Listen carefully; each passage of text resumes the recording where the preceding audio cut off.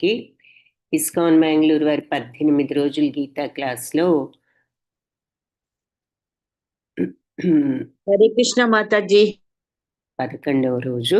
అందరికీ స్వాగతం. హరే కృష్ణ. ఓం అజ్ఞానతిమిరాంధస్య జ్ఞానాంజనశలాకయా చక్షురున్మిళితం యేన తస్మై శ్రీ గురవే నమః. నమః ఓం విష్ణుపదాయ కృష్ణప్రేష్ఠాయ భూతలే శ్రీమతే భక్తి వేదాంత స్వామిన్ ఇతి నామినే. నమస్తే సరస్వతి దేవి గౌరవాణి ప్రచారిణే నిర్విశేష శూన్యవాది పాశ్చాత్య దేశధారిణే. హే కృష్ణ కరుణా సింధో దీనబంధో జగత్పతే గోపేశ గోపికా కాంత రాధాకాంత నమోస్తుతే. తప్త కాంచన గౌరాంగి రాధే బృందావనేశ్వరి వృషభానుసుతే దేవి ప్రణమామి హరిప్రియే. జయ శ్రీ కృష్ణ చైతన్య ప్రభు నిత్యానంద శ్రీ అద్వైత గదాధర శ్రీవాసాది గౌర భక్త బృంద. హరే కృష్ణ కృష్ణ కృష్ణ హరే హరే హరే రామ రామ రామ హరే హరే. రిపీట్ చేయండి, అన్మ్యూట్ చేసుకోండి.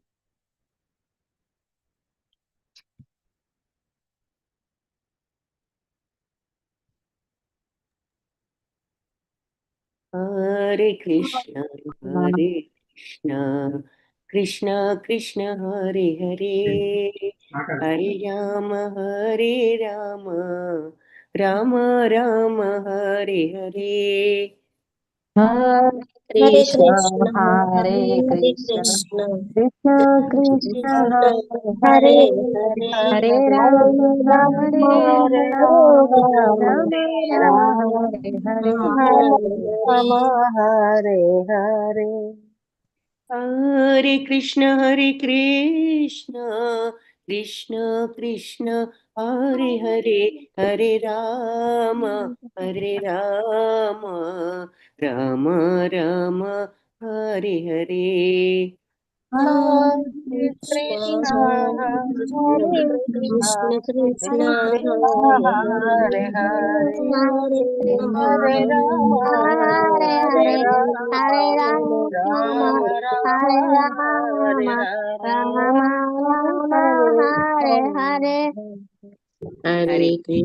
హరే కృష్ణ కృష్ణ కృష్ణ హరే హరే హరే రామ రామ రామ హరే హరే. హరి బోల్. హరే కృష్ణ.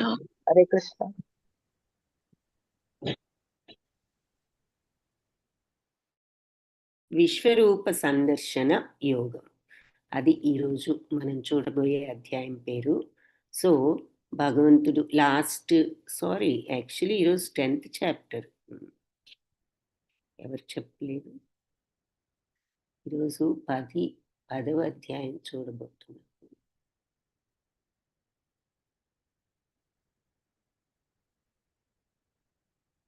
ఓకే, విభూతి యోగం. నిన్న రాజవిద్య యోగము చూసాము. ఈరోజు 10వ అధ్యాయం విభూతి యోగం. విభూతులు అంటే ఏమిటి అంటే మహత్యాలు, వైభవాలు. సో భగవంతుడి యొక్క వైభవం, భగవంతుడి యొక్క మహత్యాలు ఏమిటి అన్నది ఈ విభూతి యోగంలో చూస్తాం అన్నమాట. సో నిన్న రాజగుహ్య యోగం చూసాము.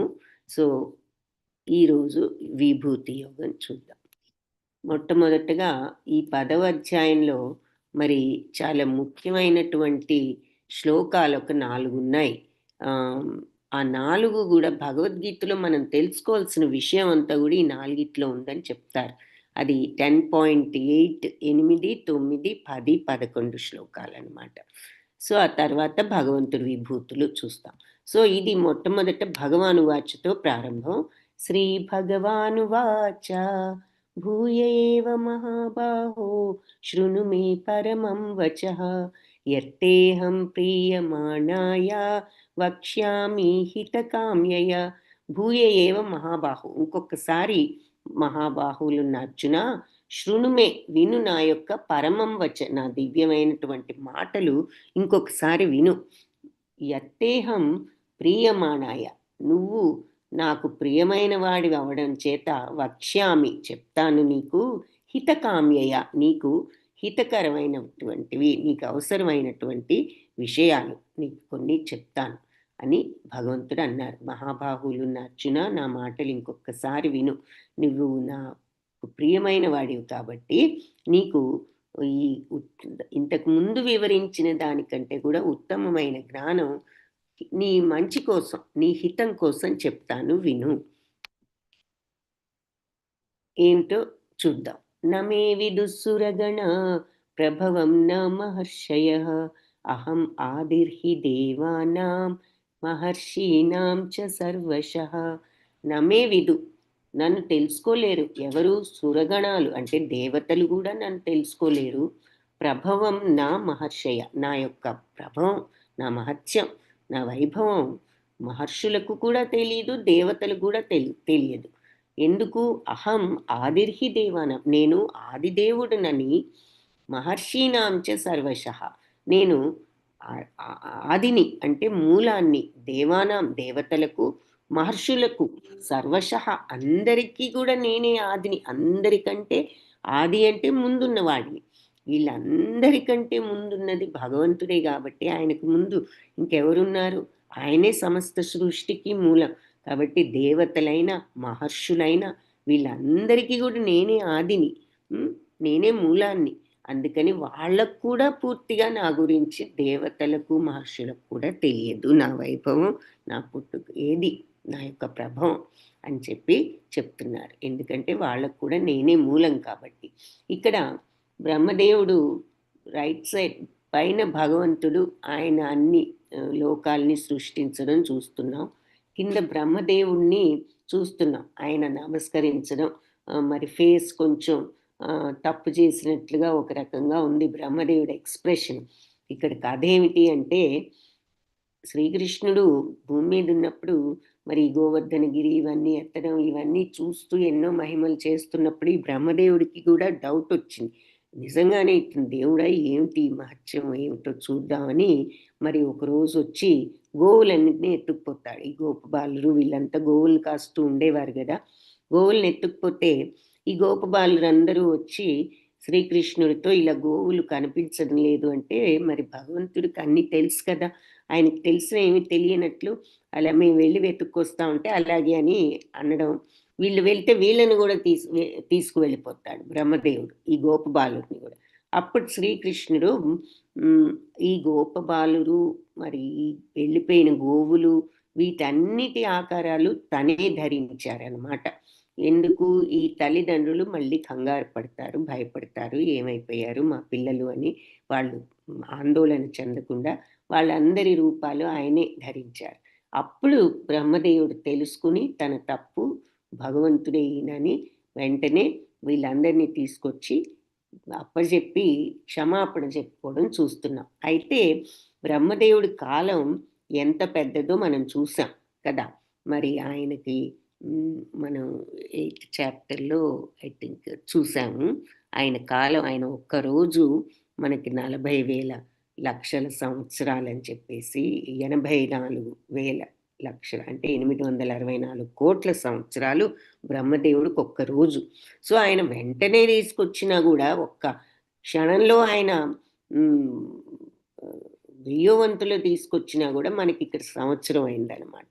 సో 1 year పాటు భగవంతుడే మరి వీళ్ళందరి ఆకారాలు ధరించి ఆయన ఉండడం జరిగింది. సో చివరికి బ్రహ్మదేవుడు తన తప్పు తెలుసుకుని తీసుకొచ్చి అప్పచెప్పి క్షమాపణ చెప్పుకోవడం ఇక్కడ కథ అనమాట. అందుకని దేవతలకు కూడా తెలియదు నా గురించి అన్నదానికి బ్రహ్మదేవుడి స్టోరీ ఇక్కడ ఉదాహరణగా చూపిస్తున్నారు. యో మామజమనాదిం చ వేత్తి లోకమహేశ్వరం అసమ్మూఢసమత్యేషు సర్వపాపై ప్రముచ్యతే. యో మాం ఎవరైతే నన్ను అజ పుట్టుక లేనివాడినని, అజ అంటే పుట్టుక లేనివాడు, అనాది అంటే ఆది లేనివాడు, బిగినింగ్ లేనివాడు. బిగినింగ్ లేనివాడంటే పుట్టుకుంటేనేగా పలానాప్పుడు పుట్టాడు అని వాళ్ళ జన్మ బిగిన్ అయిందని మనం చెప్పొచ్చు. పుట్టుకే లేని భగవంతుడికి ఇంకా ఆది ఏముంది? అందుకని ఆయన అనాది, ఆది లేనివాడు అని చ అని కూడా నేను ఎవరైతే నన్ను అజుడనని, అనాదినని వేత్తి ఇంకా తెలుసుకుంటారో లోకానికి మహేశ్వరునని, ప్రభునని, అసమ్మూఢసమత్యేషు వాళ్ళు మూఢత్వానికి గురికారు. ఇంకా వాడి సర్వపాపై ప్రముచ్యతే. ఈ ఈ భౌతిక మూఢత్వం నుంచి బయటపడతారు, అన్ని పాపాల నుంచి కూడా విముక్తి చేయబడతారు. మరి నేను జన్మ లేని వాడిని, అజుడను అంటే పుట్టుక లేని వాడినని, అనాది అని, సర్వలోక మహేశ్వరుడనని తెలుసుకున్న వారు ఈ భౌతిక ప్రపంచపు మోహానికి గురికారు, సమస్త పాపాల నుండి వాళ్ళు విముక్తి అవుతారు అని చెప్పి భగవంతుడు చెప్తున్నారు. మహర్షయ సప్త పూర్వే చత్వారో మనవస్తథా మద్భావా మానసా జాత ఏషాం లోకైమా ప్రజ. మహర్షులు సప్త ఋషులు అంటాం కదా మనం, ఆ సప్త మహర్షులు, వాళ్లకు పూర్వం ఇంకా చత్వారో నలుగురు. అంటే ఎవరా నలుగురు? ఇక్కడ చిత్రంలో చూపిస్తున్నారు. సప్త ఋషులు 7. ఆ తర్వాత మనువు నలుగురు బ్రహ్మకుమారులు అన్నమాట.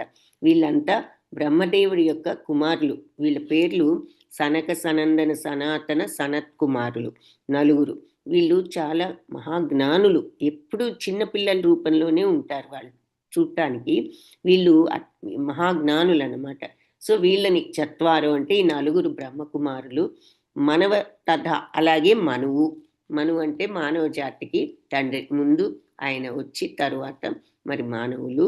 సో మనువు వీళ్ళంతా కూడా, సో సప్త ఋషులు, ఇక్కడ పైన నలుగురు బ్రహ్మకుమారులు, మనువు, వీళ్ళంతా కూడా మద్భావ మానసా జాత, నా యొక్క మానసం నుండే జన్మించారు. ఏషాం లోక ఇమా ప్రజ, ఈ మిగిలిన లోకంలో ఉన్న మిగిలిన ప్రజలందరూ వీళ్ళ నుండి జన్మించారు. సో సప్త ఋషులు, వాళ్లకు ముందు సనక సనందనాదులైన నలుగురు మహర్షులు, 14 మంది మనువులు, వీళ్ళందరూ కూడా నా మానసం నుంచే ఉద్భవించారు. వివిధ లోకాల్లో ఉన్న సమస్త ప్రజలు కూడా వారి నుంచి ఉద్భవించారు అని చెప్పి చెప్తున్నారు. ఏతాం విభూతిం యోగం చ మమయో వేత్తి తత్వతః సో వికంపేన యోగేన యుజ్యతే నాత్ర సంశయః. సో నా విభూతులు అంటే నా మహిమలు ఎవరైతే ఈ మమయో నా శక్తులను ఈ రకంగా యో వేత్తి తత్వతః ఈ తత్వాన్ని ఎవరైతే యథార్థంగా తెలుసుకుంటారో సో వికంపేన యోగేన అంటే మరి వాళ్ళు నిశ్చలంగా కంపనలేని, అంటే కంపన అంటే కదలం కదా, వికంపన అంటే కదలిక లేని, అంటే నిశ్చలమైనటువంటి యోగంలో యుజ్యతే నియుక్తులవుతారు. నా అత్ర సంశయ, దీంట్లో నా అత్ర సంశయ, దీంట్లో సందేహం ఏమీ సంశయం ఏమీ లేదు అంటున్నారు. అంటే నా మహిమలు, నా దివ్య శక్తులు యథార్థంగా తెలుసుకున్న వాళ్ళు ఈ నిశ్చల భక్తి యోగం ద్వారా నాలో ఏకమవుతారు. ఈ విషయంలో ఎలాంటి సందేహానికి తావులేదు. సో భగవంతుణ్ణి పూర్తిగా అర్థం చేసుకున్నప్పుడు ఆయన యొక్క శక్తిని, ఆయన పట్ల ఆ భక్తి ఆటోమేటిక్గా అలా కలుగుతుంది. ఇందులో ఏమి ఆ భక్తితో వాళ్ళు నా యొక్క తత్వాన్ని అర్థం చేసుకోగలుగుతారు, ఇందులో సందేహం లేదు అంటున్నారు. ఆ భక్తి ఏర్పడుతుంది. ఇప్పుడు నేను చెప్పిన 4 ముఖ్య శ్లోకాలు అనుకున్నాం కదా, అవి అహం సర్వస్య ప్రభవో మత్తః సర్వం ప్రవర్తతే ఇతి మత్వా భజంతే మాం బుధా భావా సమన్వితాః. అహం సర్వస్య ప్రభవో అంటే నేను అందరికీ కూడా ప్రభువును, మత్త సర్వం ప్రవర్తతే, నా నుండే సమస్తము కూడా ప్రవర్తిస్తోంది అంటే మరి నడుస్తోంది అని చెప్పి చెప్తున్నారు. సో నేను అందరికీ ప్రభువును, నేనే సమస్తాన్ని కూడా నడిపిస్తున్నాను.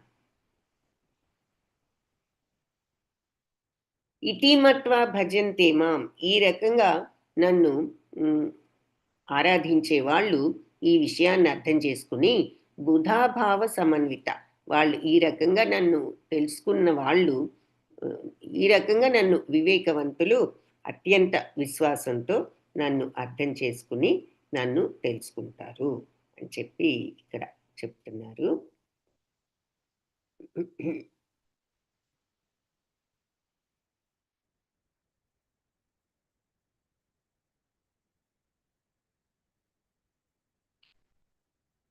నేను సమస్త సృష్టికి మూలాన్ని, నా వల్లే సమస్తం నడుస్తోంది, దీనిని సంపూర్ణంగా అర్థం చేసుకున్న జ్ఞానులు బుధ నన్ను అత్యంత భక్తితో నన్ను ఆరాధిస్తారు.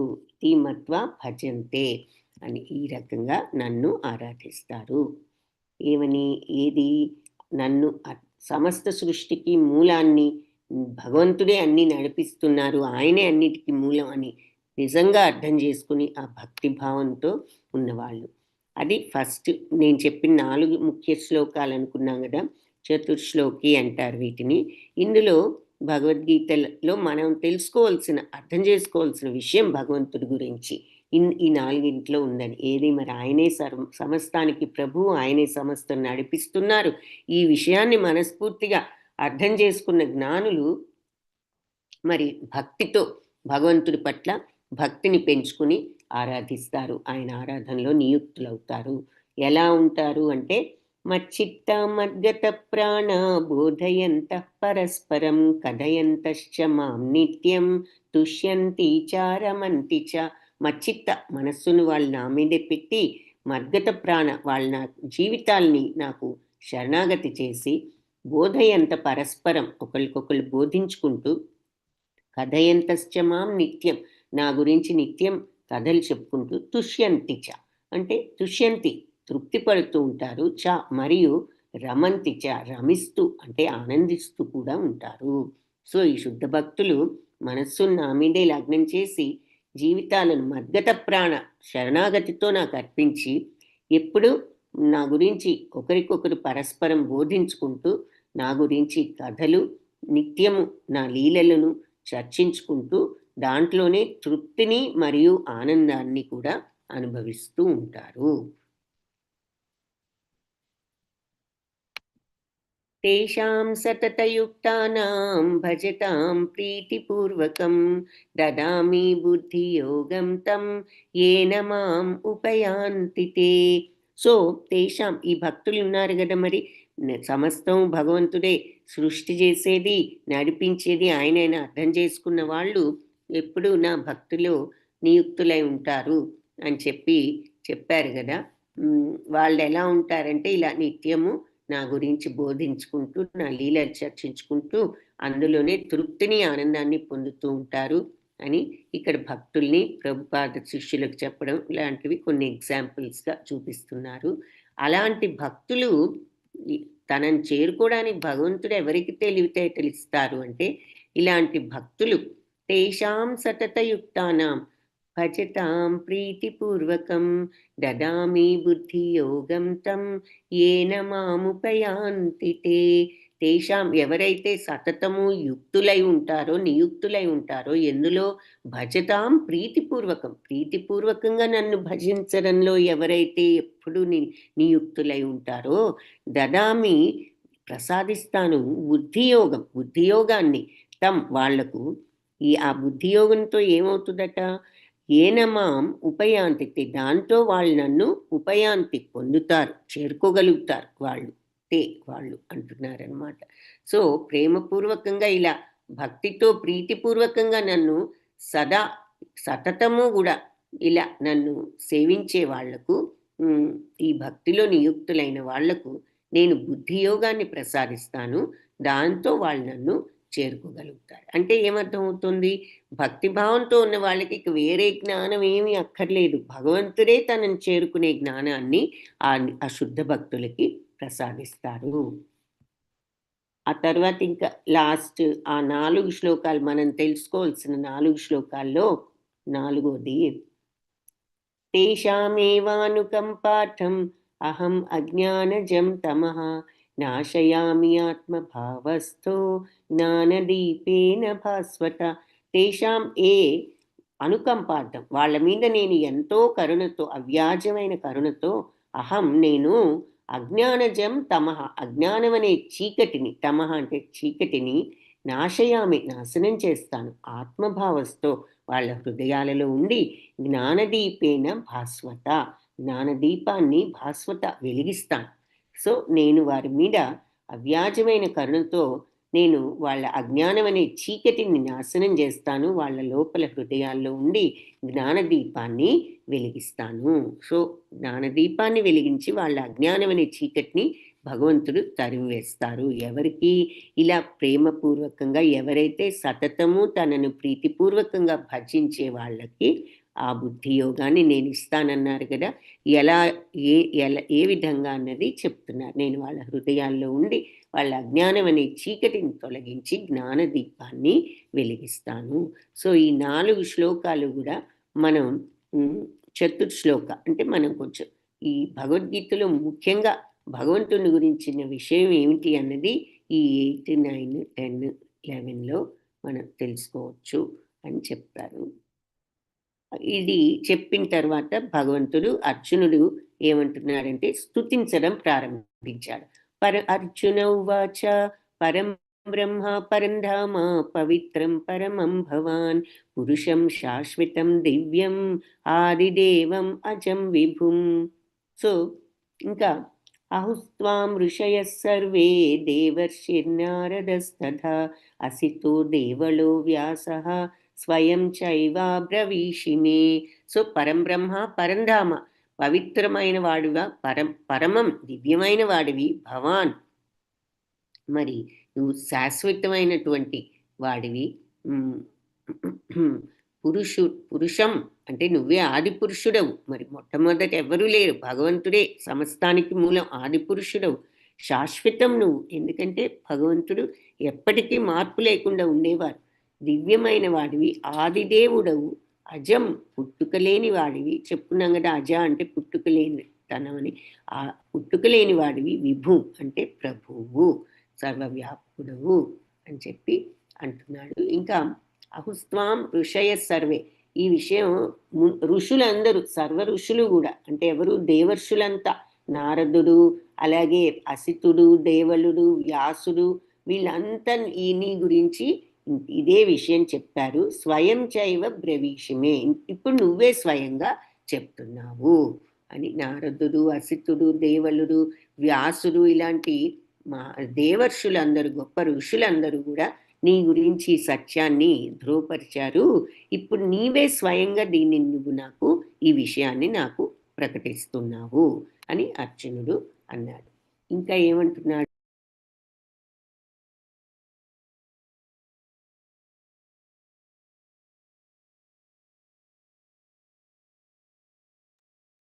కృష్ణ యోగీశ్వర, నేను నిరంతరం నిన్ను ఎలా స్మరించను, ఎలా తెలుసుకోవాలి?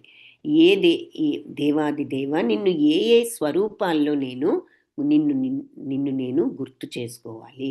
సో మరి భగవంతుడు ఆయన యొక్క సమస్తానికి పుట్టుక, మరి ఆయన గురించి తెలుసుకోవాలి. తెలుసుకున్న వాళ్ళు భక్తిలో స్థిరపడతారు. అలాంటి భక్తులకు నేనే నన్ను చేరుకునే బుద్ధి యోగాన్ని ఇస్తాను అంటున్నారు కదా. కాబట్టి అసలు నిన్ను నేను ఎలా స్మరించాలి, ఎలా తెలుసుకోవాలి, నిన్ను కంప్లీట్గా తెలుసుకోవాలి అంటే ఏ ఏ స్వరూపాల్లో నిన్ను గుర్తు చేసుకోవాలి? జనార్దన, నీ దివ్య మహిమలు, అవతారాలు ఇంకొక్కసారి నాకు వివరంగా చెప్పు అంటున్నాడనమాట. అందుకని నీ వచనామృతాలు వింటూ ఉంటే నాకు ఎంత విన్నా తనివి తీరడం లేదు.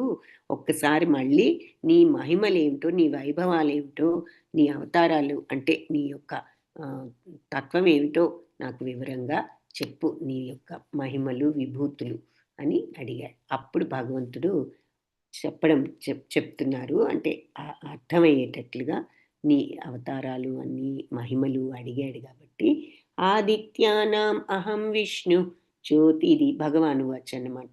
జ్యోతిషాం రవిరంశుమాన్ మరీచిర్మరుతాం అస్మి నక్షత్రాణం అహం శశి.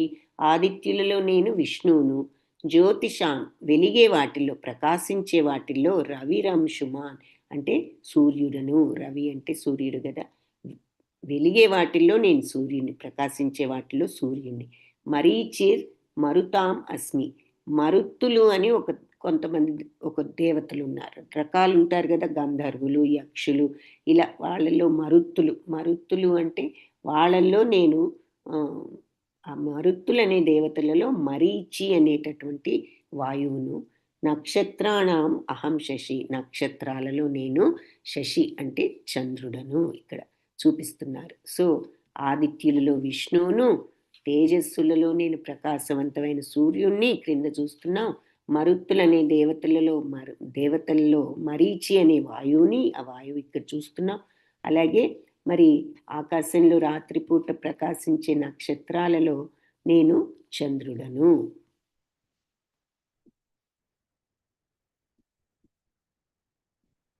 వేదానాం సామవేదోస్మి దేవానాం అస్మి వాసవః ఇంద్రియాణం మనశ్చాస్మి భూతానాం అస్మి చేతన. వేదాలలో నేను సామవేదాన్ని ఇక్కడ చూపిస్తున్నారు. దేవానాం అస్మి వాసవః అంటే దేవతల్లో నేను ఇంద్రుడను. మరి దేవతలకు రాజు కదా ఇంద్రుడు. సో ఇంద్రుడు పైన ఐరావతం మీద ఇంద్రుడిని చూస్తున్నాం. ఇంద్రియాణం మనశ్చాస్మి, ఇంద్రియాలలో నేను మనస్సును కింద చూపిస్తున్నారు. మనసును బ్రెయిన్ లాగా చూపిస్తున్నారు అనుకోండి, బట్ మనసుకి ఆకారం లేదు. సో ఇంద్రియాణం మనశ్చాస్మి అంటే ఇంద్రియాలు 5, ఏది కళ్ళు, ముక్కు, చెవి, నోరు, ఇవి అంగాలు. వీటికి శబ్దరూప స్పర్శ రసగంధాలు అనేటటువంటి పవర్ ఉన్నది. ఆ మాట చాట్ బాక్స్లో పెడతాను, చూసుకోండి. ఇంద్రియాలు కళ్ళు, ముక్కు, చెవి, నోరు వాటంతట అవి ఏం చేస్తాయి, ఒట్టి బాడీ పార్ట్స్ అవి. కానీ వాటికి ఈ పవరు భగవంతుడు అనుగ్రహించారు కాబట్టి మనం ఆ ఇంద్రియాలు ఈ పనులు చేయగలుగుతున్నాయి. శబ్ద రూప స్పర్శ రస గంధ. గంధ అంటే వాసన. శబ్దరూప స్పర్శ రసగంధ నేను చాట్ బాక్స్లో పెట్టాను. సో శబ్దం చెవి మరి గ్రహించేది. రూప అంటే కన్నికి దృష్టి, మరి చూసేది, కంటికి ఉన్న శక్తి. స్పర్శ చర్మానికి శక్తి, చర్మం మరి మనకు చెప్తుంది ఇది గట్టిగా ఉంది, ఇది మెత్తగా ఉంది, ఇది చల్లగా ఉంది, ఇది వేడిగా ఉంది అని. సో స్పర్శ జ్ఞానం చర్మానికి. రస రుచి నాలుక, నోరు. మరి గంధ అంటే వాసన, ముక్కు. సో ఈ 5 కూడా ఇంద్రియాల యొక్క శక్తులు, అంటే ఇంద్రియాలకు ఉన్నటువంటి తెలిసినటువంటి విషయాలు. సో ఈ ఇంద్రియాలు కళ్ళు, ముక్కు, చెవి, నోరు వీటన్నిటికీ ఈ పవర్ ఉంది. ఈ పవర్ ఉండి ఏం చేస్తాయి, వెళ్ళి మైండ్కి చెప్తాయి. ఏదైనా వస్తువు చూసి మనం దానిని కొనుక్కోవాలనే ఉబలాటం కలిగినప్పుడు వెంటనే మైండ్కి చెప్తాయి కదా వెళ్ళి, ఇదిగో నీ యొక్క మనం ఉదాహరణ ఏం చెప్పుకున్నాం, ఒక బజార్ ఏదో పని మీద వెళ్ళి ఒక సోఫా చూసి మనం ఎలా టెంప్ట్ అయిపోతాం, అబ్బాయి సోఫా బాగుంది అని అనుకుని పోని ముందుకు వెళ్ళిపోతామా, లేదు బాగుంది అనుకుంటే దగ్గరికి వెళ్ళి ఆగి చూస్తాం, పట్టుకుంటాం, కూర్చుని కూడా చూడాలనిపిస్తుంది. అబ్బా ఎంత మెత్తగా ఉంది, ఎంత బాగుంది, ఎంత కంఫర్టబుల్గా ఉంది అనుకుంటాం. దాంతో కొనుక్కుంటే బాగుండే అనే కోరిక వస్తుంది కదా. సో ఇంద్రియాలు ఇలా మైండ్కి ఇన్ఫర్మేషన్ సప్లై చేసి మైండ్ని ఇలా కోరికలతో నింపివేస్తూ ఉంటాయన్నమాట. మైండ్ రియాక్ట్ అవ్వకపోతే ఇంద్రియాలు ఎన్ని చూసినా ఏది చేసినా ఉపయోగం లేదు. అవి వాటంతట అవి ఏమీ చేయలేవు. అవి బయట ఉన్న విషయాల ఇన్ఫర్మేషన్ అంతా తీసుకువెళ్ళి ఇలా కన్ను చూసిందంతా, ముక్కు వాసనలు, నోరు రుచులు, అబ్బా చాలా బాగుంది లడ్డు, ఇంకొకటి తిందాము. సో మనకి ఆకలి లేకపోయినా బాగుంది ఇంకొకటి తిను, ఇది రుచి చాలా బాగుందని చెప్పేసరికి మైండ్కి ఇంకొకటి తినాలనిపిస్తుంది కోరిక. సో ఇవి ఇలా ఇన్ఫర్మేషన్ సప్లై చేసి మైండ్కి కోరికల్ని కలిగిస్తున్నాయి అన్నమాట. సో అందుకని ఇంద్రియాల యొక్క ప్రభావం మనస్సు మీదే ఉంటుంది కాబట్టి ఇంద్రియాలలో మనస్సు ఇంద్రియం కాకపోయినా అలా ఒక్కొక్కసారి అంత క్లోజ్గా ఉంటోంది కాబట్టి ఈ ఇంద్రియాలకు ఆ, ప్రలోభ ఇంద్రియాలు ప్రలోభ పెడితే ప్రలోభపడేది ఎవరు అంటే మనస్సు.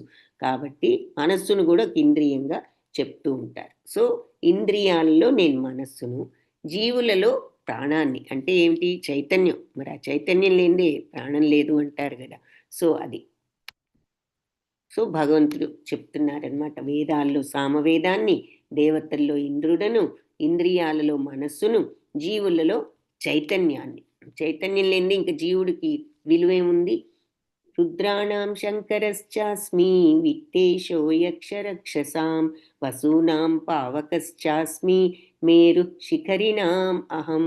రుద్రాలలో నేను రుద్రులలో శంకరుణ్ణు, యక్షరాక్షసులలో ధనపతి అయిన కుబేరుడను, తర్వాత వసువులు వీళ్ళు కూడా ఇలాగే గంధర్వులు యక్షుల్లాగా ఒక గ్రూప్ అన్నమాట దేవతలు.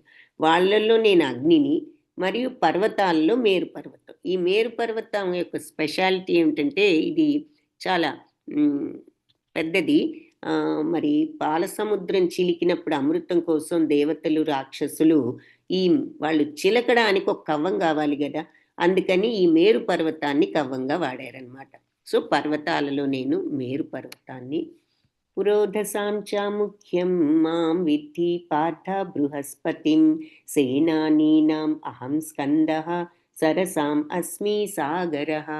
పురోహితులలో నేను బృహస్పతిని అని తెలుసుకో పార్థ. బృహస్పతి అంటే ఎవరు? దేవతలకు గురువు. కాబట్టి ఆయన దేవతలకే గురువు. పురోహితులలో నేను ఆ బృహస్పతిని. సేనానీనాం సేనాపతులలో అహం నేను స్కందుడను అంటే సుబ్రహ్మణ్య స్వామి కార్తికేయుడును. సరసాం అస్మి అంటే నీటి జలాశయాల్లో అయి ఉన్నాను సాగరాన్ని, సముద్రాన్ని. పురోహితుల్లో బృహస్పతిని, సేనాపతులలో కార్తికేయుణ్ణి, అంటే మరి స్కంద అంటే కూడా కార్తికేయుడు సుబ్రహ్మణ్య స్వామి. జలాశయాల్లో నేను సముద్రాన్నని తెలుసుకో. అన్నిటికంటే పెద్దది జలాశయం మరి సముద్రమే కదా. సో జలాశయాల్లో సముద్రాన్ని. మహర్షీణాం భృగుర్ అహం గిరామస్మ్యేకమక్షరం యజ్ఞానాం జపయజ్ఞోస్మి స్థావరాణాం హిమాలయ. మహర్షులలో భృగుర్ అహం నేను భృగు మహర్షిని. గిరామస్మి ఏకం అక్షరం. ఏకాక్షరం ఏమిటి? ఓంకారనాదం. సో నేను దివ్య ధ్వనులలో ఓంకారాన్ని, ఓంకారం అంత దివ్య ధ్వని ఇంకేది లేదు. సో ఓంకారాన్ని దివ్య ధ్వనులలో. యజ్ఞానాం జపయజ్ఞోస్మి యజ్ఞాల్లో నేను జపయజ్ఞాన్ని. సో యజ్ఞాన్ని జపాన్ని మించిన యజ్ఞం లేదని మనకి ఇక్కడ అర్థం అవుతుంది. స్థావరాణ అంటే భగవన్నామ జపం. స్థావరాణం హిమాలయ. స్థావరాలు అంటే కదలనివి, జంగాలు అంటే కదిలేవి. చర అచర అంటాం కదా. చర అంటే కదిలేవి, అచర అంటే కదలనివి. అలాగే స్థావరాలు అంటే కదలనివి, జంగాలు అంటే కదిలేవి. సో హిమాలయాలు కదలనివి కాబట్టి స్థావరాణం హిమాలయ. కదలని వాటిల్లో నేను హిమాలయాలను. మరి పెద్దవి హిమాలయాలు, మైటీ హిమాలయాస్ అని ఇంగ్లీష్లో కూడా అంటారు. కాబట్టి అంతటి అద్భుతమైన ఆ హిమాలయాలు, కదలని వాటిల్లో నేను ఆ హిమాలయాలను. అశ్వత్థ సర్వవృక్షాణం దేవర్షీణాం చ నారదః గంధర్వాణాం చిత్రరథః సిద్ధానాం కపిలో ముని. అశ్వత్థ సర్వవృక్షాలలో నేను అశ్వత్థ వృక్షాన్ని. అశ్వత్థ వృక్షం అంటే రావి చెట్టు. చెప్పుకున్నాం కదా ఎందుకు వచ్చింది అశ్వత్థ అనే పేరు రావి చెట్టుకు. రావి చెట్టు అశ్వత్థం అంటే, అశ్వం అంటే గుర్రం.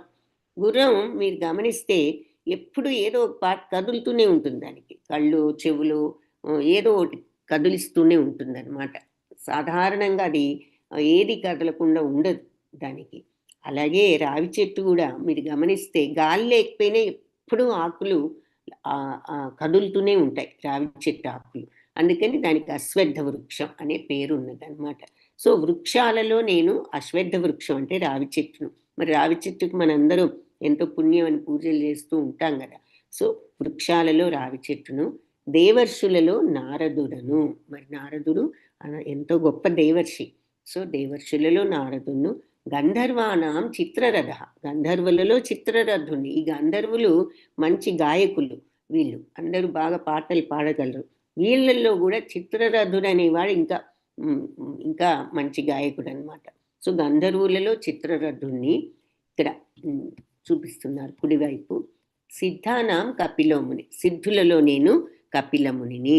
సో ఈ కపిల భగవానుడు భగవంతుడు అవతారమేనని చెప్తారనమాట సిద్ధులలో. ఈయన గురించి మనం భాగవతంలో చూస్తాం. దేవహూతి అని ఆయన తల్లికి ఆయన ఈ భగవద్గీత లాంటివి వేదాంతం అంతా కూడా బోధించడం జరుగుతుంది భాగవతంలో, అదంతా వస్తుంది. సో వృక్షాలలో అశ్వత్థ వృక్షం, రావి చెట్టును, దేవర్షులలో నారదుడను, గంధర్వులలో చిత్రరథుణ్ణి, సిద్ధులలో కపిలమునిని. ఉచ్చైశ్రవశమస్వానాం విద్ధి మాం అమృతోద్భవం ఐరావతం గజేంద్రాణం నరాణం చ నరాధిపం. ఉచ్చైశ్రవం అంటే గుర్రాలలో అశ్వాలలో నేను ఉచ్చైశ్రవం. ఎలాంటి ఉచ్చైశ్రవం? అమృతం నుంచి పుట్టిన ఉచ్చైశ్రవం. సో ఈ అమృతాన్ని చిలుకుతున్నారు, అమృతం కోసం పాల సముద్రాన్ని చిలుకుతున్నారు కదా దేవతలు దానవులు. అప్పుడు వెంటనే అమృతం రాలేదు, ఎన్నో ముందుగా రావడం జరిగింది, ఎన్నో వస్తువులు. తర్వాత విషం కూడా వస్తుంది. ఆ విషాన్నే మరి శివుడు, ఆయన పరమశివుడు గరళల్లో పెట్టుకుంటాడన్నమాట.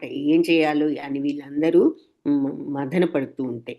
సో అలా ముందు వచ్చిన వస్తువులు కొన్నింట్లో ఈ ఉచ్చైశ్రవం, ఈ గుర్రం ఒకటి, ఐరావతం ఒకటి, ఇవి అందుకని ఈ ఉచ్చైశ్రవం ఇలా స్పెషల్గా ఉంటుందన్నమాట. సో గుర్రాలలో నేను అమృతం నుంచి పుట్టిన ఉచ్చైశ్రవాన్ని, గజరాజులలో ఐరావతాన్ని, మనుష్యులలో నరాణాంచ నరాధిపం, మనుష్యులలో రాజును.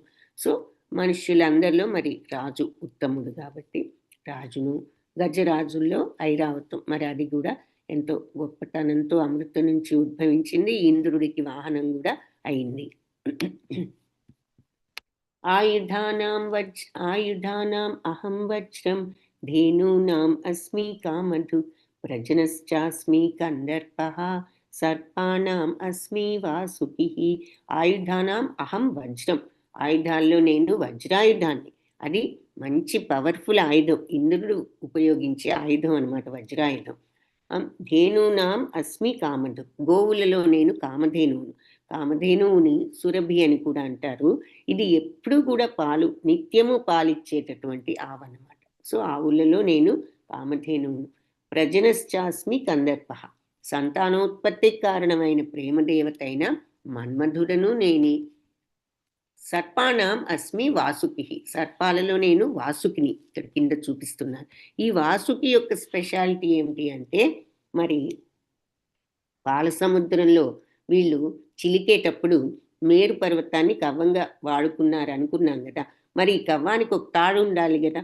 ఇంత పెద్ద మేరు పర్వతానికి అంత పెద్ద తాడు ఏమిటంటే ఈ వాసుకి అంత పెద్ద సర్పం అనమాట, పొడవు. సో అందుకని ఈ వాసుకిని తాడుగా వాడుకోవడం జరిగిందనమాట. అనంతశ్చాస్మి నాగానాం వరుణో యాదసాం అహం పితॄణాం అర్యమా చాస్మి యమః సంయమతాం అహం. అనంతశ్చాస్మి నాగానాం, ఎన్నో పడగలున్న నాగులలో నేను అనంతుడను. అంటే మరి అనంత శేషసాయి అంటే బలరాముణ్ణి. వరుణో యాదసాం అహం అంటే జలవాసులలో నేను వరుణదేవుణ్ణి కింద చూపిస్తున్నారు. ఇక్కడ పైన మరి అనంత శేషుణ్ణి చూపిస్తున్నారు. శ్రీకృష్ణుడికి నీడ, ఆయన వసుదేవుడు కంసుడు నందమహారాజు ఇంటికి తీసుకువెళ్ళేటప్పుడు ఆ వర్షంలో గొడుగులాగా ఆయన ఉన్నాడన్నది మనం చూస్తాం కదా. సో అది ఇక్కడ చూపిస్తున్నారు. అలాగే జలవాసులలో వరుణ దేవతను ఇక్కడ చూపిస్తున్నారు. పితృదేవతలలో ఆర్యముడను, నియమాలు అమలుపరిచే వాళ్ళు యమ సంయమతాం అహం అంటే సంయమతాం అంటే నియమాలు అమలుపరిచే వాళ్ళల్లో నేను యమధర్మరాజు. మరి యమధర్మరాజే కదా, ఆయన ధర్మరాజు, ఎవరికి ఏది శిక్ష, జడ్జి అనమాట. అంత చక్కగా ఆయన న్యాయం ప్రకారం అందరికీ ఏది ఎవరికి రావాలో ఇచ్చేవాడు. మనకి ఇక్కడ మనం ఇక్కడ కోర్టులు జడ్జిల్ని చూస్తూ ఉంటాం. వాళ్ళు ఏం చేస్తారు, కేసు అంతా విని వీళ్ళకి ఏ శిక్ష పడాలో వాళ్ళు ఇష్టం వచ్చినట్టు వేస్తారా? లేదు. ఆ పుస్తకం, లా పుస్తకాల్లో ఆ రూల్ ప్రకారం ఏది ఉందో దాన్ని వాళ్ళు అమలుపరుస్తారు. అలాగే యమధర్మరాజు రూల్స్ అమలుపరిచే వాళ్ళలో ఇక ఆయన్ని మించిన యముణ్ణి మించిన వాళ్ళు లేరు. ఈ జడ్జిలు వీళ్ళందరూ కూడా అందరూ ఆయన రూల్కే చివరికి వెళ్ళాల్సిన వాళ్ళు. కాబట్టి నియమాలు అమలుపరిచే వాళ్ళల్లో యమధర్మరాజును. ప్రహ్లాదశ్చాస్మి దైత్యానాం కాలః కలయతాం అహం మృగాణాం చ మృగేంద్రోహం వైనతేయశ్చ పక్షిణాం. దైత్యులంటే దానవులు అంటే రాక్షసుల్లో నేను ప్రహ్లాదుని. మరి ప్రహ్లాదుడు హిరణ్యకశ్యపుడు రాక్షసుడు, అతని పుత్రుడే, రాక్షస వంశస్థుడే, రాక్షసుడే. కానీ ఎంతటి భక్తుడు, దేవతలను మించినటువంటి స్వభావం ఉన్నవాడు. సో దైత్యులలో ప్రహ్లాదుణ్ణి. కాలః కలయతాం అహం, అన్నింటినీ నియంత్రించే కాలాన్ని నేనే అని చెప్పి ఇక్కడ కాలాన్ని చూపిస్తున్నారు. మృగాణాం చ మృగేంద్రోహం, జంతువులలో నేను మృగరాజైన సింహాన్ని. వైనతేయశ్చ పక్షిణ, పక్షులలో నేను వైనతేయుణ్ణి అంటే గరుత్మంతుడికి ఇంకొక పేరు అనమాట. పక్షులలో గరుత్మంతుడును. పవనః పవతాం అస్మి రామశస్త్రభృతాం అహం జుషాణాం మకరశ్చాస్మి శ్రోతసాం అస్మి జాహ్నవి. సో పవిత్రం చేసే వాటిలో నేను పవనాన్ని అంటే వాయువును. వాయువు పవిత్రం చేయడం అంటే ఏదైనా మనకు కొంచెం వాసన వచ్చినట్లుంది, బయట ఆరబెడదాం వాసన పోతుంది అంటూ ఉంటాం కదా. సో గాలిలో పెడితే అన్నీ కూడా క్లీన్ అయిపోతాయి. సో అందుకని పవిత్రం చేసే వాటిల్లో నేను వాయువుని. రామశస్త్రభృతామహం, ఆయుధదారుల్లో శ్రీరాముడిని. రామబాణాన్ని మించిన రామబాణానికి తిరుగులేదంటాం, అందుకని ఆయుధదారుల్లో రాముడిని. సుషాణం మకరశ్చాస్మి, జలచరాల్లో మకరం అంటే మొసలిని. శ్రోతసాం అస్మి, ప్రవహించే వాటిల్లో అయి ఉన్నాను. జాహ్నవి అంటే గంగానదిని అంటున్నారనమాట. సో గంగానది మరి నదులన్నిట్లో కూడా ప్రవహించేవి ఏమిటి? నదులు. వాటిల్లో అన్నిట్లోకి గంగానది పుణ్యనది అంటాం కదా. సో పవిత్రం చేసే వాటిల్లో వాయువును, ఆయుధదారుల్లో రాముడును, జలచరాల్లో మొసలిని, ప్రవహించే వాటిల్లో గంగానదిని. ఇంకా అర్జున, సమస్త చరాచర సృష్టికి కూడా ఉత్పత్తి, ఉనికి, అంతము నేనే. విద్యలలోనేమో ఆధ్యాత్మిక విద్య అంటే మరి ఆధ్యాత్మికతను తెచ్చుకోవడం మన గమ్యం మానవులుగా. ఈ భౌతిక తత్వం నుంచి ఆధ్యాత్మిక తత్వం వైపు వెళ్ళాలి. కాబట్టి భౌతికత్వం కంటే ఆధ్యాత్మికతే మరి ఉన్నతం, శాశ్వతం. కాబట్టి విద్యలలో ఆధ్యాత్మిక విద్య, వాదించే వాళ్ళలో వాదాన్ని నేనే, అక్షరాలలో ఆకారాన్ని నేను. ఆకారం లేనిదే ఏ మాట మనం చివరి వరకు పలకలేం కదా. అన్నిటికీ చివర ఆకారం ఉంటూ ఉంటుంది. అక్షరాల్లో ఆకారాన్ని, సమాసాల్లో ద్వంద్వ సమాసం. సో ద్వంద్వ సమాసం అంటే రెండు పదాల కలయికతో వచ్చేటటువంటి పదాలు. రామకృష్ణులు, అన్నదమ్ములు, సుఖ దుఃఖాలు, కలిమిలేములు, ఇవన్నీ. సో రెండు మాటలు వస్తున్నాయి ఒక్క మాటలో. సో అది ద్వంద్వ సమాసం. సో సమాసాల్లో ద్వంద్వ సమాసం. నాశనం లేని కాలాన్ని, అన్ని దిక్కులకు ముఖాలు కలిగిన బ్రహ్మను, సర్వాన్ని సంహరించే మృత్యువును, కలగబోయే వస్తువులకు మూలాన్ని, స్త్రీలలో ఉన్న కీర్తి, సంపద, వాక్కు, జ్ఞాపక శక్తి, మేధ, ధైర్యం, ఓర్పు కూడా నేనే. సో స్త్రీలలో ఈ లక్షణాలన్నీ కూడా ఉన్నాయని భగవంతుడు పేర్కొంటున్నారు. అవి ఎక్కడి నుంచి వచ్చాయి అంటే భగవంతుడి నుంచే. నేను సామవేద గానాల్లో బృహత్సామాన్ని, ఈ వేదాలలో సామవేదాన్ని అని ఇందాకే చెప్పారు. ఇప్పుడు ఆ సామవేదంలో కూడా ఎన్నో గానాలు ఉంటాయి. ఆ గానాలలో బృహత్సామం అనేది ఇంకా తీయనైనటువంటి గానం. దేవతలు రాత్రి వేళ ఈ బృహత్సామ గానాన్ని పాడుకుంటూ ఉంటారని చెప్తూ ఉంటారు. సో సామవేద గానాలలో బృహత్సామాన్ని, ఛందస్సులలో గాయత్రిని. గాయత్రి అంటే మరి గాయత్రి మంత్రం. ఇక్కడ ఛందస్సు అంటే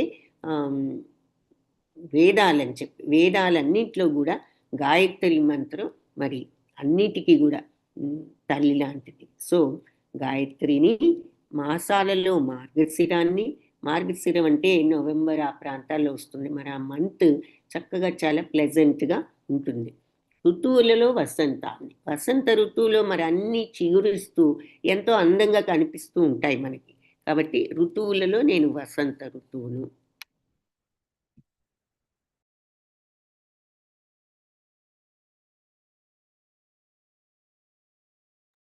द्यूतं चलयताम् अस्मि तेजस्विनाम् अहं जयोऽस्मि व्यवसायोऽस्मि सत्वं सत्त्ववताम् अहं ద్యూతం చలయతాం అస్మి అయి ఉన్నాను అస్మి అంటే మోసగాళ్లలో జూదాన్ని నేను తేజస్వినాం అహం తేజస్సును ఎవరు తేజోవంతులలో తేజస్సును అహం నేనే జయోస్మి వ్యవసాయోస్మి జయోస్మి విజేతలు జయించే వాళ్ళల్లో వాళ్ళ విజయాన్ని నేనే వ్యవసాయోస్మి వ్యవసాయం అంటే కృషి సలిపే వాళ్ళల్లో వాళ్ళ కృషిని నేనే కష్టాన్ని నేనే సత్వవతాం సత్వవంతులంటే బలవంతులలో ఉన్న సత్వం బలాన్ని అహం నేనే మోసగాళ్లలో జూదాన్ని నేనే తేజోవంతులలో తేజస్సుని నేనే విజేతలలో విజయాన్ని కృషి సలిపే కష్టించే వాళ్ళలో ఆ కష్టం ఆ కృషిని బలవంతులలో బలాన్ని నేనే వృష్ణీనాం వాసుదేవోస్మి పాండవానాం ధనంజయః మునీనాం అప్యహం వ్యాసః కవీనాం ఉషనా కవి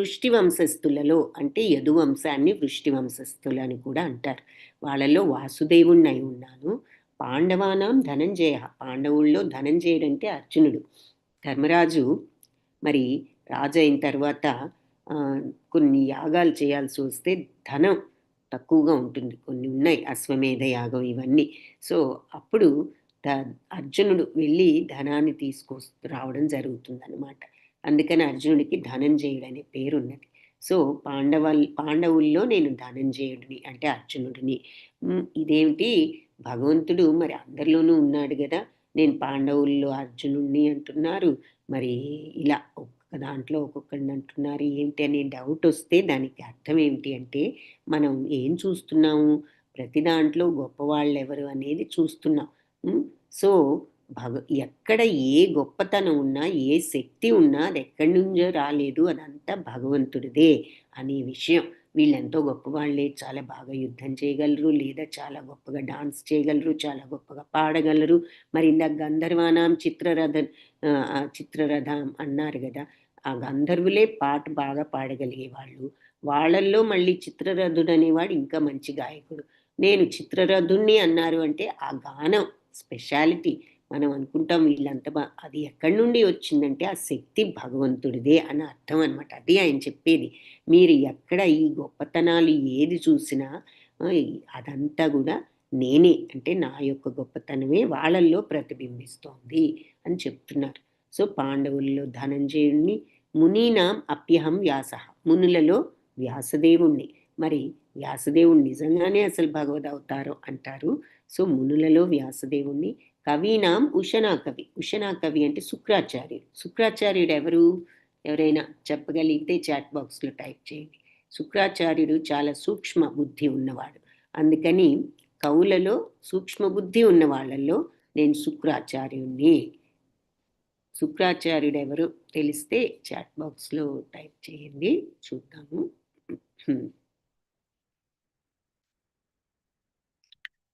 ఓకే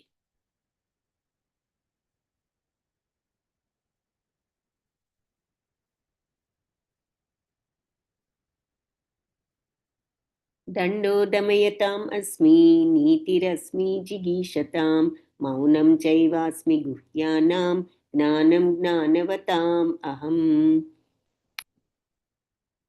దానవుల గురువు రాక్షసుల గురువు Padmaja Mataji Kranti Kiran Mataji very good Hare Krishna correct so శుక్రాచార్యుడు రాక్షస గురువు అనమాట చాలా సూక్ష్మ బుద్ధి ఉన్నవాడు బలి మహారాజ్ దగ్గరికి వామనమూర్తి వచ్చి మరి వచ్చినప్పుడు ముందే చెప్తాడు నీ మొత్తం ఆయన అడుగుతాడు ఇచ్చావంటే ఇంకా నీకేం మిగలదు అని అప్పుడు బలి మహారాజు భగవంతుడు స్వయంగా వచ్చి నన్ను అడిగితే నేను ఇవ్వకుండా ఎలా ఉంటాను ఆయన అడిగితే నేను ఇవ్వగలిగితే చాలు నాకు ఏదైనా ఇచ్చేయగలను అని సో అందుకని శుక్రాచార్యుని సూక్ష్మ బుద్ధి ఉన్నవాడు అని చెప్తున్నారు దండో దమయతామస్మి నీతిరస్మి జిగీషతాం మౌనం చైవాస్మి గుహ్యానాం జ్ఞానం జ్ఞానవతాం అహం సో ధర్మ విరుద్ధతను అణిచివేసే మార్గాల్లో దండన అంటే పనిష్మెంట్ పనిష్మెంట్ ఏం చేస్తుంది? తప్పు చేసినప్పుడు మనం పనిష్ చేస్తే మళ్ళీ చేయకుండా ఉంటాం. అంటే తప్పును మళ్ళీ రిపీట్ చేయకుండా ఉంటాం. సో అంటే తప్పు అంటే ధర్మానికి ఎగెయిన్స్ట్గా చేసిన పని. కాబట్టి ధర్మ విరుద్ధతను అణిచివేసే మార్గాల్లో నేను దండనను అంటే శిక్షను, నీతి రశ్మి జిగీషత, అలాగే మరి విజయం కోరుకునే వాళ్ళలో నేను వ్యూహాన్ని, వ్యూహం అంటే ప్లాన్, ఏ ప్లాన్ లేనిదే ఏ పని కూడా సక్సెస్ కాదు. చిన్న పనైనా పెద్ద పనైనా ప్లాన్ ఉండాలి. ప్లాన్ లేకుండా చేస్తే పని కూడా అలా అయోమయంగానే ఉంటుంది, సక్సెస్ఫుల్గా ఉండదు. సో నేను ఏ పని విజయం కోరుకునే వాళ్ళు వాళ్ళల్లో నేనే ప్లాన్ని అంటున్నారనమాట. అందుకే సక్సెస్ఫుల్ పీపుల్ అందరూ ప్లాన్డ్గానే చేస్తారు ఏ పనైనా. కాబట్టి విజయం కోరుకునే వాళ్ళలో వ్యూహాన్ని, ప్లాన్ని నేనే. మౌనం చైవాస్మి గుహ్యాన, గుహ్యం అంటే రహస్యం, రహస్యంలో మౌనాన్ని నేనే. అంటే మౌనంగా ఉంటే ఇంకే రహస్యం బయటకు వస్తుంది? కాబట్టి రహస్యంలో ఉన్న మౌనాన్ని నేనే. జ్ఞానం జ్ఞానవతాం అహం, ఈ జ్ఞానంలో ఉన్నటువంటి వివేకవంతులలో ఉన్న జ్ఞానాన్ని కూడా నేనే. ధర్మ విరుద్ధతను అణిచివేసే మార్గాల్లో శిక్షణ నేనే, విజయాన్ని కోరుకునే వాళ్ళల్లో ప్లాన్ వ్యూహాన్ని నేను, రహస్యాలలో మౌనం, వివేకవంతులలో జ్ఞానాన్ని నేను. యచ్చాపి సర్వభూతానాం బీజం తదహం అర్జున, నతదస్తి వినాయత్స్యాన్ మయా భూతం చరాచరం. సో ఇలా సర్వభూతాలు, భూతాలంటే భూతాలు కాదు, జీవరాశులు. సో అన్ని సర్వజీవరాశుల్లో బీజాన్ని నేనే, అహం అర్జున అని చెప్తున్నారు. అన్ని జీవులకు కారణమైన బీజం, విత్తనాన్ని నేనే. నతదస్తి వినాయత్స్యాన్, ఇక్కడ నేను లేనిదే ఏది కూడా ఉండదు. మయాభూతం చరాచరం, చర అచర, కదిలేది కదలనేది ఏ జీవి, భూతం అంటే మళ్ళీ జీవి, భూతాలు కాదు, ఏ జీవి నేను లేనిదే ఏ జీవి కదిలేదైనా కదలనిదైనా ఇక్కడ ఉండదు. మీ కంటి ముందు ఏదైనా కనిపిస్తోంది, కదిలేదైనా కదలనిదైనా అంటే అది నేనుండబట్టే దానికి ఆ ఉనికి వచ్చింది.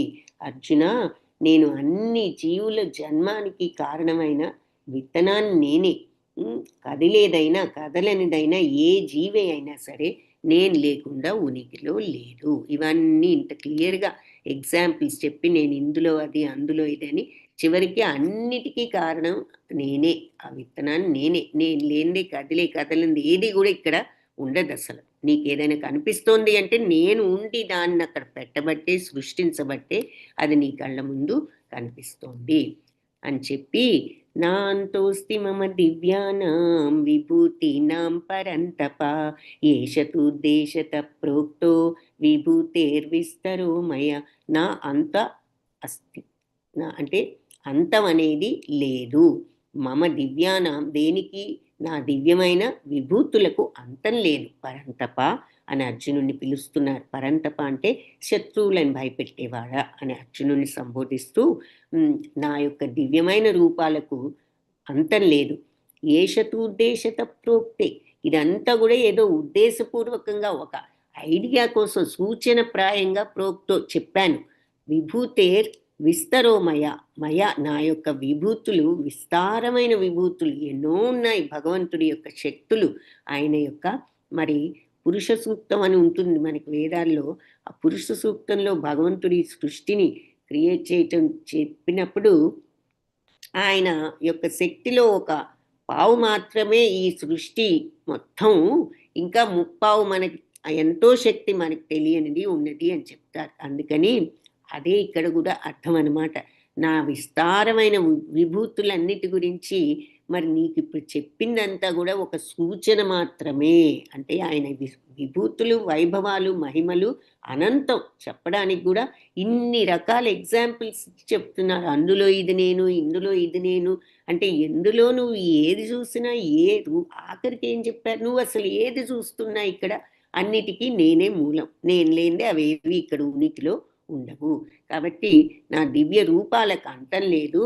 నేను నీతో చెప్పిందంతా కూడా నా అనంతమైన విభూతుల యొక్క సూచన మాత్రమే. మరి ఏది చూసినా అది భగవంతుడి సృష్టి, అందులో భగవంతుడు ఉన్నాడు. ఇంకా ఆయన రూపాలకు అంతే ఉంది. అన్నిట్లో ఏ శక్తి ఉన్నా ఆయనదే అంటున్నారు. కాబట్టి అన్నీ ఆయన యొక్క రూపమని అనుకోవచ్చు. కాబట్టి ఈ రూపాలకు అంతం లేదు. చెప్పిందంతా కూడా అనంత విభూతుల యొక్క సూచన మాత్రమే. సో భగవంతుడి యొక్క విభూతులు అలాంటివి. ఇంకేమంటున్నారు విభూతులు మహత్యాల గురించి? యద్యద్విభూతిమత్సత్వం శ్రీమదూర్జితమేవ వా తత్తద్దేవావగచ్చత్వం మమ తేజోష సంభవం. యద్యద్విభూతిమత్సర్వం, ఎక్కడెక్కడ ఏ విభూతులు చూసినా కూడా అవి నావే. మత్సత్వం, నువ్వు ఎక్కడెక్కడ ఏ వైభవాలు చూసినా శ్రీమద్ అంటే అందమైనవి, భాగ్యవంతమైనవి, ఊర్జితమేవ అవన్నీ కూడా తత్తద్దేవావగచ్చత్వం. వాటికి అవన్నీ ఎక్కడి నుంచి వచ్చాయి అంటే వాటి వైభవం అంటే ఈ ప్రపంచంలో నువ్వు అందమైనవి, భాగ్యవంతమైనవి, సుందరమైనవి, ఐశ్వర్యవంతమైనవి ఎన్నో చూస్తావు. వాటన్నిటికీ ఆ ఏ రకమైనటువంటి గొప్పతనమైన వచ్చింది అంటే అది మమ తేజోష సంభవం, నా యొక్క తేజస్సు నుంచే సంభవించాయి. సో ఈ లోకంలో ఐశ్వర్యవంతమైనవి, మహిమగలవి అయిన ఏదైనా సరే, ఏ సృష్టి అయినా కేవలం నా తేజస్సులో ఒక అంశం నుంచే ఉద్భవించాయని తెలుసుకో అని చెప్తున్నారు చివరికి. సో నువ్వు ఎక్కడ ఏది చూసినా అద్భుతం అని నువ్వు అనుకున్నా అదంతా కూడా భగవంతుడి యొక్క తేజస్సు నుండే ఉద్భవించింది. అథవా బహునైతేన కింనాతేన తవ అర్జున విష్టభ్యాహమిదం కృత్స్నం ఏకాంశేన స్థితో జగత్. అథవా బహునైతే, అసలు ఇన్ని రకాలుగా కిం జ్ఞాతేన నీకు వివరించాల్సిన అవసరం తవ అర్జున ఏమున్నది? ఇంకా అర్జున ఇన్ని రకాలుగా నీకు చెప్పవలసిన అవసరం ఏముంది? విష్టభ్యాహమిదం అంటే నేను ఒక చిన్న ఈ విశ్వమంతా కూడా నేను కృత్స్నం ఏకాంశేన స్థితో జగత్, ఒక చిన్న అంశతోనే వ్యాపించి స్థితుడనై ఉన్నాను. నేను ఈ విశ్వం అంతటా కూడా నా యొక్క చిన్న అంశతోనే, మనం చూసాం కదా ఆయన శక్తిలో ఇది చాలా తక్కువ ఈ సృష్టి అన్నది. అందుకని నా యొక్క ఈ ఒక చిన్న అంశతోనే నేను ఈ విశ్వం అంతా కూడా వ్యాపించి పోషిస్తున్నాను. అర్జున, ఈ వివరణాత్మక జ్ఞానం యొక్క అవసరం ఏముంది? కేవలం ఒక అంశతోనే నేను ఈ విశ్వం అంతా వ్యాపించి పోషిస్తున్నాను. చెప్పారు కదా ఎన్నో ఎగ్జాంపుల్స్, నేను అందులో ఇది, ఇందులో అది అని అర్థం అవడానికి. అంటే నువ్వు ఎక్కడ ఏ శక్తి గొప్పతనం చూసినా అది మనం వాడదనుకుంటాం, కానీ అదంతా భగవంతుడిదే ఆ శక్తి అని మనకి ఇక్కడ చెప్తున్నారనమాట. సో అని చెప్పి ఇంత క్లియర్గా ఇన్ని ఎగ్జాంపుల్స్, ఈ వివరణ ఇంత వివరంగా అసలు చెప్పవలసిన అవసరం ఏముంది? నేను ఒక అంశతోనే ఈ విశ్వం మొత్తం కూడా వ్యాపించి పోషిస్తున్నాను అంటే దాని అర్థం ఏమిటి? ఎక్కడ ఏది జరుగుతున్నా ఆయన పోషణ వల్లే కదా. మనం పనిచేస్తున్నా, పక్షి పనిచేస్తున్నా, చేప పనిచేస్తున్నా, చెట్టు పెరుగుతున్నా, పువ్వు విచ్చుకుంటున్నా, మరి పిండ వేసిన, కాయ పండిన, ఏదైనా భగవంతుడి యొక్క శక్తి లేనిదే ఇవన్నీ ఆటోమేటిక్గా ఎలా జరుగుతున్నాయి? సూర్యుడు ఉదయిస్తున్నా, అస్తమిస్తున్నా, భూమి సూర్యుడి చుట్టూ తిరుగుతోందన్నా ఇవన్నీ కూడా నా శక్తి అన్నది ఆయన చెప్తారు. అది కూడా మనం ముందు ముందు చూస్తాం. ప్రతి చిన్నది ఈ విశ్వంలో పనిచేస్తోంది. జీవులైనా, ఈ గ్రహాలైనా, ఏదైనా సరే, వాతావరణమైనా, పంచభూతాలైనా అన్నీ కూడా భగవంతుడు నడిపించబట్టి, భగవంతుడు శక్తిని ఇవ్వబట్టి ఇక్కడ అన్నీ ఉండి ఆ రకంగా ఏది ఎప్పుడు ఎలా ఎంత కరెక్ట్గా పనిచేయాలో అలా చేస్తున్నాయి. ఎందుకు అంటే ఆయన అంతటా వ్యాపించి వీటన్నిటినీ మరి మత్తా సర్వం ప్రవర్తతే అన్నారు కదా. అంటే సమస్తము కూడా నేనే నడిపిస్తున్నాను, ఇది ఇందాక శ్లోకంలో. సో అది హరే కృష్ణ కృష్ణ కృష్ణ హరే హరే, హరే రామ రామ రామ హరే హరే. సో వాంఛాకల్పతరుభ్యశ్చ కృపా సింధుభ్య ఏవ చ పతితానాం పావనేభ్యో వైష్ణవేభ్యో నమో నమః. హరే కృష్ణ అందరికీ.